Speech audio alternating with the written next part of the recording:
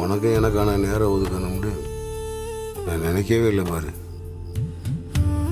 இனிமேலாவது நீ நினைக்கிற மாதிரி, நீ ஆசைப்படுற மாதிரி, எப்போ எந்த இடத்துக்கு போகணும்னு நீ ஆசைப்படுறியோ அந்த இடத்துக்கு நான் கூட்டிகிட்டு போகிறேன். இன்னொன்று எப்படி சொல்கிறதுன்றே தெரியல.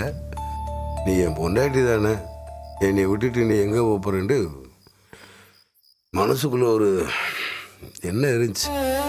அதனாலதான் நம்ம உன்னை நான் பெருசாக கவனிக்க மாட்டேன் போல. தப்பு தான். ஆனால் உனக்குமே நம்ம புரிஞ்ச நம்மளை விட்டு எங்கே போயிட போகிறான்னு ஒரு நினைப்பு இருந்திருக்கும்.